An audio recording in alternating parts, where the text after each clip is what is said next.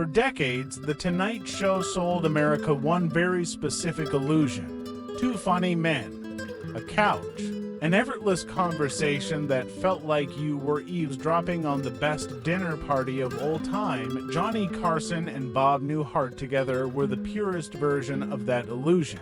The chemistry looked completely natural.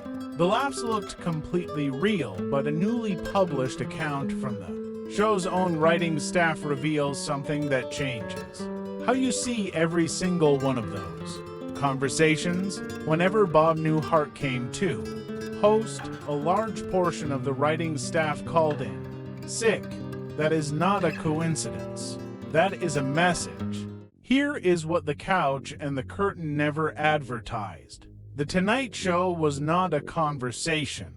It was a manufacturing operation. Writers were paid to produce precise, timed, focus-grouped comedy, every beat calculated to hit commercial breaks on schedule. Every joke engineered to land within a specific window. Every segue written to move the host from one segment to the next without a single unplanned moment. The host's job, in the eyes of the producers, was to read the material and deliver it reliably, night after night, predictably, safely. The entire corporate structure of late-night television depended on the talent following the formula. And then Bob Newhart sat down.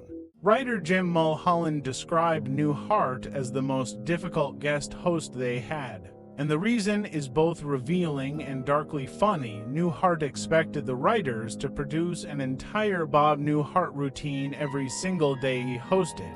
Then, if the material worked, he would incorporate it directly into his nightclub act, without credit, without payment. Writer Michael Berry described a specific incident where the staff developed a full comedy piece for Newhart to open the show. He kept asking for more lines, more material, more refinement. The piece landed. The audience loved it. Newhart put it in his act, so the writers stopped showing up. Newhart famously noticed, asking why there was always a flu epidemic whenever he came to New York. He knew exactly why. And so did everyone else. The tension between Newhart and the writing staff is not just a behind-the-scenes anecdote. It is a perfect snapshot of how the late-night machine actually worked. The writers built the formula. The formula protected their jobs.